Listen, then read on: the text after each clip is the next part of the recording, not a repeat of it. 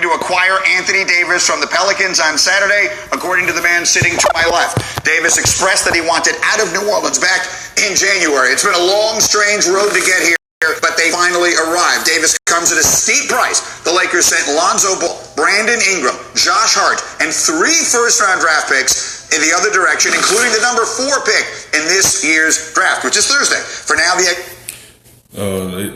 talk about the Lakers. They don't want to dump Kyle Kuzma. They want to keep him, or they kept him and sent Alonzo, Ingram.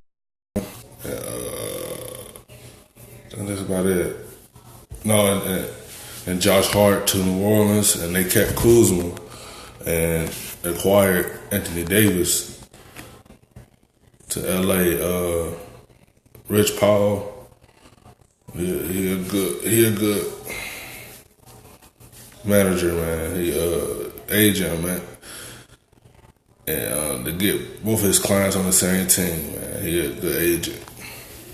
Let's get back to it. Expectation is the deal will be completed on July 6th, the end of the free agent moratorium. If Davis does not waive his $4 million trade bonus, the Lakers at that point would have $23.7 million in cap space. And while it sounds a little dry, the date in all of this is extremely significant. So I want you to listen as Woj explains why the timing of the finalization, whatever the word is, of deal is extremely important. Well, it has to do with that 4th overall pick and how that impacts the Lakers salary cap. If they were able to push the completion of this deal to the end of July, they would have up to $32.7 million in cap space. But if that deal's done on the 6th of July, which is the Pelicans' expectation, now you're looking at almost $10 million less in cap. So July 6th, that's when they're going to officially sign Anthony Davis to, I think, a 1-year contract. And then he's trying to leave space open to get another player to come there with him. So once they get all that done, he going to most likely sign a long-term deal with the Lakers. Space, that's the difference between being able to sign a max-level player and having $23.7 million, and being able to probably have to maybe split that up among a couple guys. Now, the Lakers have a little more they could do, and they could get more salary off. But Kyle Kuzma, they're going to keep him. They're not dumping Kyle Kuzma into cap space somewhere to add a couple million. Well, isn't that dependent upon the Lakers AD actually waiving his trading bonus? Well, there's that part of this as well, right? That would give them another $4 million. So that 23 would go to 27. I'm told so far he's got no plans to waive that trade bonus. It would allow them to be able to do some more things in free agency, but it's his call. So again, there are 2 separate factors that remain to play out as far as exactly what the Lakers will have to offer. If Anthony Davis waives his trade bonus, that's $4 million. If the Pelicans were somehow to agree to push the He waived it. So he probably most likely signed a long-term deal with the Lakers. The Lakers wanted to keep Kuzma there with Anthony Davis and LeBron. They wanted to keep him there with him. So they didn't want to clear no cap room, so they still kept him. They ain't shipped him off to nobody else. They kept him there. He just gonna go out and get some players to go around them 3. Timing of this trade back to the end of July, which does not seem likely, you're telling us, that would open up essentially a max spot. So as we sit here right this minute, Jalen Rose, what does this mean? Anthony Davis, LeBron James, Kyle Kuzma, and who knows what else in Los Angeles. How good is that team? It means the Lakers are the best team in basketball on paper, regardless of what happens with the draft and depending on what happens with free agency. And when Kevin Durant gets injured and Klay Thompson get injured in the NBA Finals, you have a realistic window for the league to be wide open. And so for the Lakers, you need to go for it. For the Pelicans, you have the number 1 pick in Zion.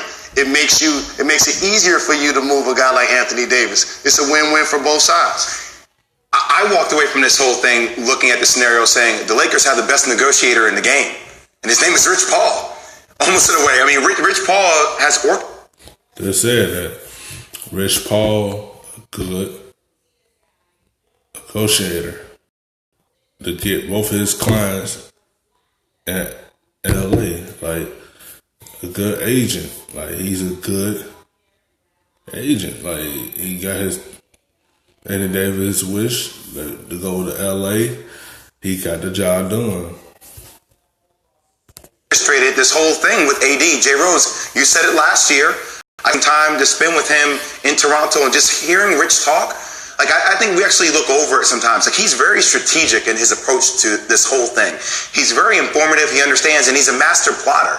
And for him to get AD in the direction that he always wanted AD to be with LeBron James, now you have a team that's going to be the favorite to win the title. And they still have to put pieces around.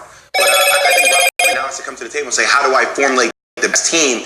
Is that a JJ Redick or some ancillary pieces? Well, I think you look at the teams in the last few years who've had success. You've got to have depth. You've got to have a bench. And this is a team that's going to largely be built around minimum deals around, can you go get a Jared Dudley on a minimum deal? Players, veteran players who and history has shown, you know, when the Lakers had great teams, it was a magnet for that kind of a player on a one-year minimum deal. They're going to have to really load up on them. And listen, teams like Milwaukee, we'll see what Toronto looks like next year. We'll see what Philly looks like. But having a bench, you know, the Lakers certainly susceptible to one injury when you're built that way. So while they're going to be a contender, they're going to be outstanding.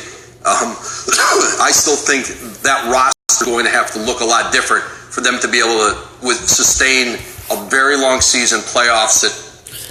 So they're going to do. They're going to try to get some veterans on a minimal deal to go along with them,